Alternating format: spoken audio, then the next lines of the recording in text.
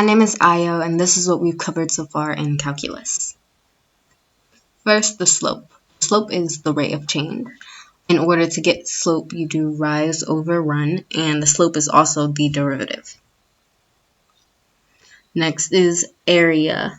Area is also calculating the total displacement.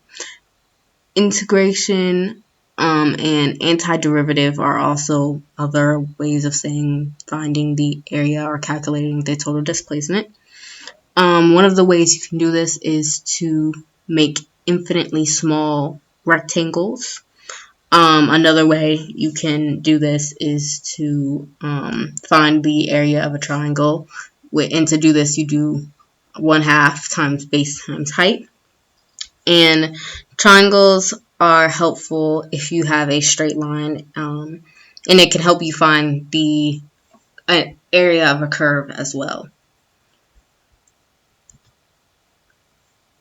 Differential and integration. Differential calculus is to find the speed from distance, and integration calculus is when you find the distance from speed. How do you use slope and area to go between different functions? So in order to do this, you first take the distance, get the slope of that, and that leads you to velocity. And then you take the slope of the velocity, which leads you to acceleration. And then to go the other way around, you take the area of acceleration, which gets you to velocity. And then you take the area of velocity, which gets you back to distance. Derivative and integral. Derivative is the slope, and an integral is the area under the curve.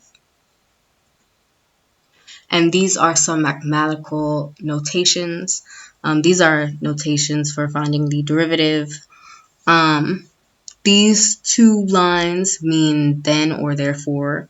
This long S means to sum up or to add, and this is an integral notation. M is meters, ms is meters per second, ms squared is meters per second squared. Now we have my pairs of functions. This one is about water, or the height of water. And in real life, it'd be good to know how the height of water changes, especially if you live in a place like Zanzibar, because that will tell you when you want to go fishing, when you don't want to go fishing, how far out you want to be in the place where water is at any given time. And it will also tell you where you want to build things so that they won't be flooded. This is a graph that I made that shows the declining of fruits that are not GMO'd, so local fruits. And you can read this graph in two different ways, like what would come or what is already happening. And this would be good to know because you'll be able to know if you need to plant more local foods, if you need to stop GMO foods from coming in more, just what to do. And this graph I made for animal populations.